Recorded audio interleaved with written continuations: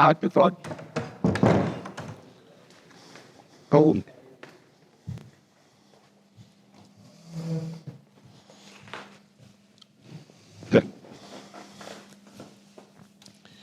So, my name is David Youngia Bitondo.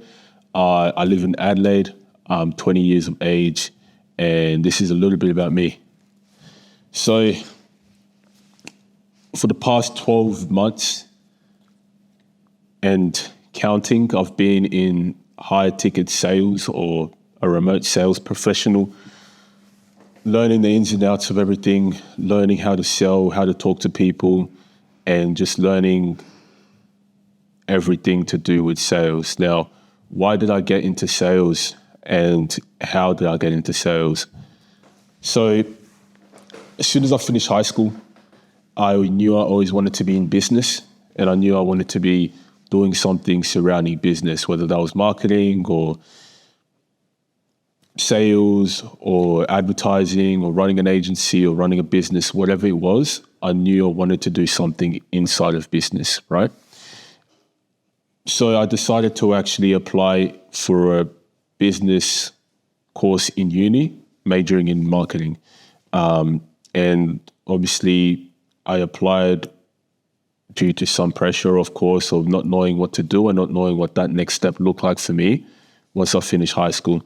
So I applied for it, and I did this decision to actually take a gap year and actually focus on myself and see what I actually wanted to do and sort of figure myself out a little bit as well, which was one of the best decisions I've ever made. So I decided to take that decision, and during this time I was trying to run my own business as well, running my own influencer marketing agency, which is a very good business model. I still vouch for it, but I just did not have the resources or the skills to actually fulfill that business, right?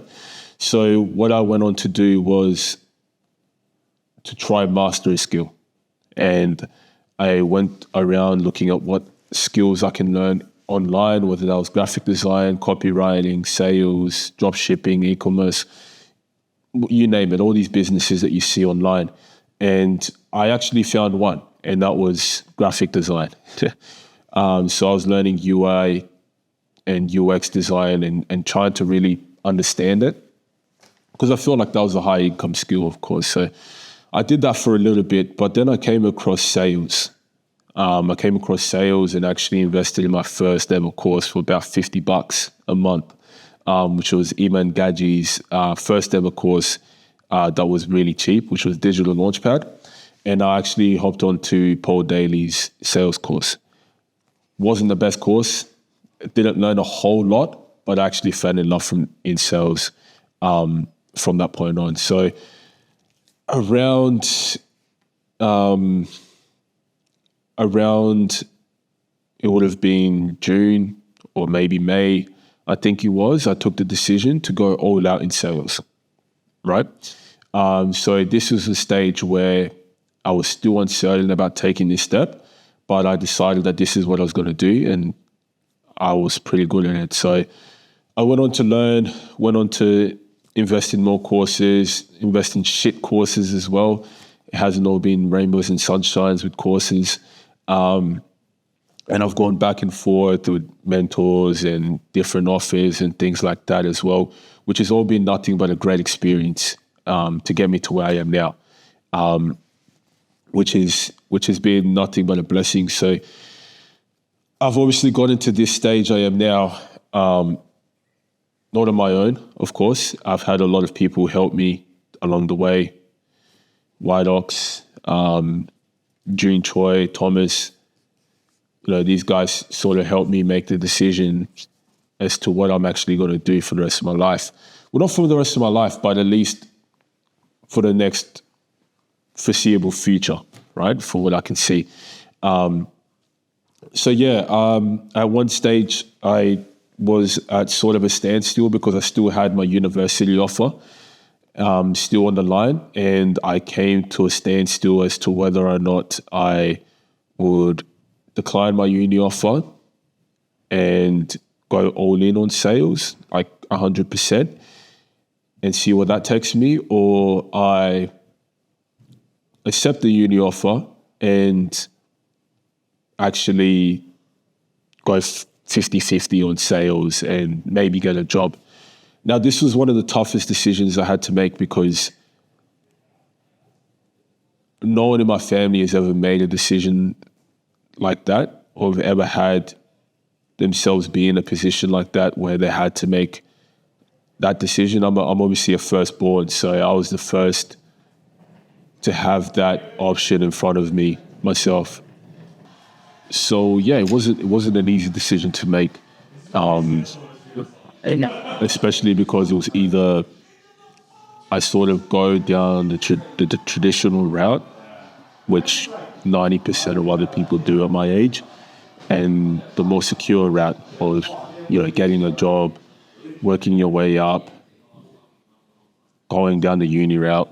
That was the obvious decision and the easy decision that everyone talks about, right? So the reason why I didn't end up going down that route and declining my offer is because I knew it wasn't what I wanted, and I knew I was meant for so much more than just your typical 9 to 5. It sounds cliche, but that's exactly what it was. So not throwing any shade on people that are going, down that route, knowing exactly what they want to do, and, lawyers and physios and engineers, whatever, like, no throwing shade to them, but everyone has a purpose and everyone has something that's been set for them to do. So for me, it felt like going down that route, it wasn't the right decision for me, even if that meant me sort of putting some relationships in jeopardy as well. So that was one of the hardest things about me making that decision and declining the offer, especially being, the firstborn and, the first to actually be in that position, like I said earlier. So it was a tough decision, but I ended up making the decision to decline it. If you've seen my TikToks, did that about 12 months ago and never looked back. Never looked back ever since. I think it was the best decision I've ever made. And I'm always going to back myself if I was to make that decision again and if I was to be in that position again. So ever since that decision, I've been on a few offers, worked with a few different people in the space, and I've learned a whole lot. I've met some really good people. I've also helped a lot of other people get into the space as well, which is, for me, been one of the best parts about it, just knowing that anyone can learn sales, but at the same time, it has not been easy.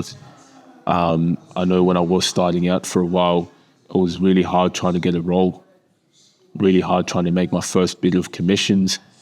I even went 2 months without making any commission, without making any cash, and my parents asking me, what am I doing? Which does sort of, it does hurt a little bit, but at the end of the day, that's why we're in the game, right? So obviously I've learned what I've learned, spoken to a lot of different people, and I'm in this position now where, things are looking much brighter. I'm here in this amazing place in Gold Coast, and if 12 months ago you asked me if I'd be in this position, I'd say yes, I would be, because I just knew this is what I was going to be doing, and I knew this is the exact same position I'd be in 12 months' time, in a mansion full of other killers that are in the exact same space as me. So it's just a blessing, and I thank God for it all the time, because for a long time it was a bit of a dark space I was in, not knowing what I'm going to do, not knowing if I wanted to sort of go against the norms or go against the traditional rap, right? So yeah, now I'm here. I'm on an offer, doing really well. I've hit my targets multiple times, haven't hit my targets as well, a few months as well in a row. But that's what sales is. And I think that, ever since I started sales, it's not just only helped me financially, but it's also helped me spiritually and physically as well. Because if one aspect of my life isn't in check, then something else may digress as well. So the fact that I've been able to actually get into sales, that's helped me financially, but also spiritually in terms of discipline, because it is a lot of discipline, waking up every day, dialing the phone, hopping on those calls, not knowing if you're going to make money that day. It's freaking hard. Like, it's not easy at all. So, it's helped me with that side of things, with spiritual as well, with staying disciplined as well, and looking at it from not just the point of view of making money, but also bettering myself every single day to be just 1% better than I was yesterday, literally. And that's pretty much it. So what is next is, I think now I want to take you guys on a journey, because you guys have been on a journey a little bit on TikTok. You've seen me from dialing in the car, dialing at home. You've seen, the sort of earlier days, but now I want to take you guys on a journey of, I've got my own office now in my own space, and I can sort of sit down, have a bit more of these conversations with you guys, and just show you what it actually looks like every single day, working towards a goal. So now that goal is 100K commissions. That's the goal now. So